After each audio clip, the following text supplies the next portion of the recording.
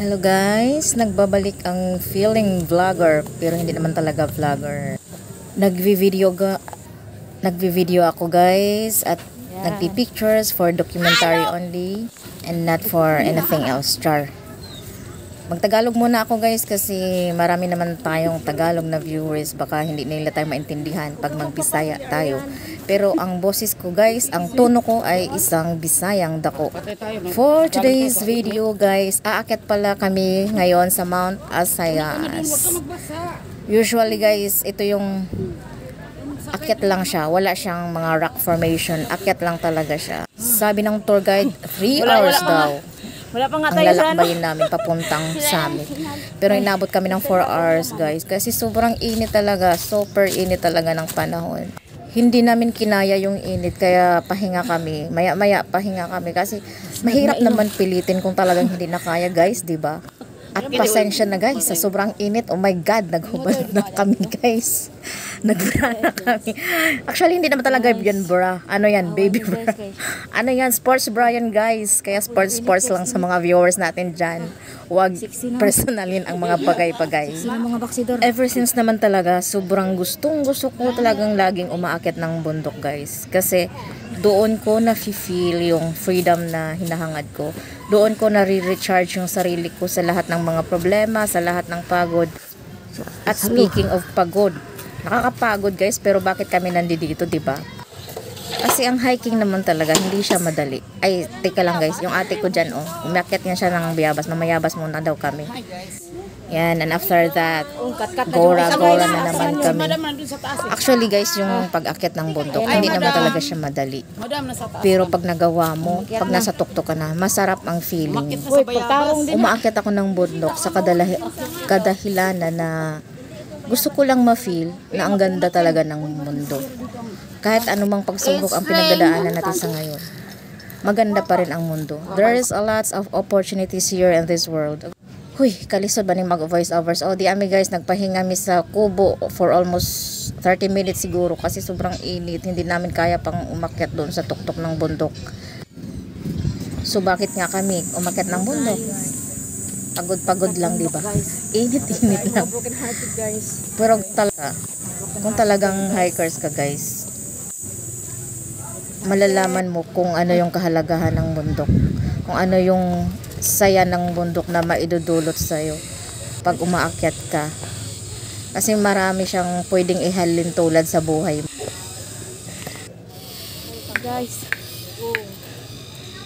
Ay, mali yata yung ano ko. Record. Hello.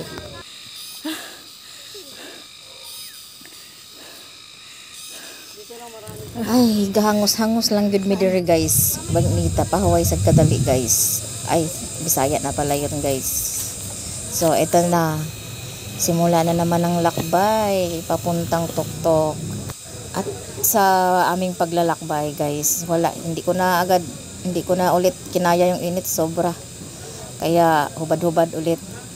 Wala naman kaming kasabayan, kaya okay lang, wala naman nakakita. At itong video na to, ay naku, hindi nyo naman mahawakan yan, char. Joke. So, ito guys. Grabe yung init na nararanasan namin dito. Pero sige lang. Go lang. Tuloy buhay lang din yan. Kahit sobrang hirap ng pinagdadaanan mo, go ka lang. Kasi sa dulo, may kapalit.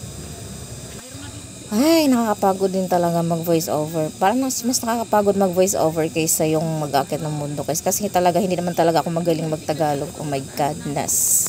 So, here we are again. Akyat na lang ulit kami. Actually guys, lagi akong nahuhuli kasi lagi talaga ako nagpapahinga. Hindi ko talaga kaya siguro sa sobrang taba ko na ngayon. Kailangan ko na siguro mag-diet. Oh my God, I need inspiration right now. Saan ka na ba aking future babe? Oh my God. So ito na, ready na kami umakyat doon sa summit. Actually nandito kami sa baba. Actually malayo-layo pa yung summit, pero sige lang. Enjoy lang. May abs pa. May abs yan guys. Natalo mo pa si Superman. Sa amin guys, bells sa amin. Turok. Hi guys, ulit madam. Hi guys. Dito nga ito. Ganda to. Lang 10 seconds. Halika na. So let's start our journey to the top of the mountains. Welcome to Mount Asayas, located in Montalban. Mascap yata ito, Mascap Rodriguez, Rizal. So ito na, akyat na kami ulit at ako lang talaga ang laging nahuhuli. Alam nyo guys, ang kagandahan lang talaga pag umakyat ka ng bundok, marirelease mo talaga yung feelings mo. Kahit mahirap ka pero gusto mo pa rin lumaban, gusto mo, ayaw mong sumuko. Tapos makikita mo sa paligid mo na sobrang ganda ng paligid kahit nakakapagod. Doon mo ma-realize na wow, this is life talaga guys. Dapat talaga appreciate natin kung anong meron tayo ngayon. Mahirap man tayo o may mga pinagdadaanan man tayo sa buhay, sobrang i-appreciate natin yan guys. Just believe yourself guys. At ito na yun, nakarating na kami sa the top of the mountains at the summit. Nandito at nagpahinga muna kami, kumain ng lunch, late lunch. Actually it's 1 PM at in the afternoon, kaya need namin kumain bago mag picture.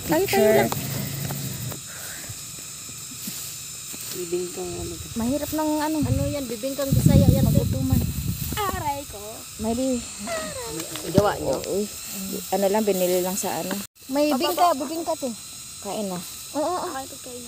Diyan ka. Kapirahan! Saniban mo kami! Saniban mo kami! Lumapit! Lahat ng pera lumapit sa amin. Mamaylas na.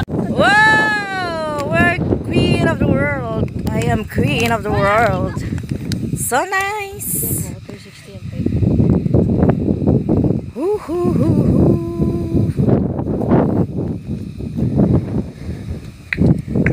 Hey! Murag gabok naman yung ilahang kuan guys, ilahang kahoy diri hadlok man pero okay ra man gihapon. Nakadaog man gihapon ang kahoy ba. Unya, mitokar na po nga akong kabuang guys. Nagsayaw-sayaw na po ko diring dapita. Mag na-ii. Guys, actually, I'm not a dancer guys. Kaya pagpasensyahan yun na. Mura lang din na siya kitik-kiti ba nga. Asinan. Mura siya bulating asinan. So, manguli namin guys. After picture-picture, manguli. Hindagan lang ko diri. Pero manguli na dyan. And then, yan. Sakay namin. Thanks for watching. Sakay namin sa maning habal. Sa ilahan. Thanks for watching. Thanks for my boring life. Boring life. Boring. Boring vlog di ay. Pataksa lagi istorya ni bye.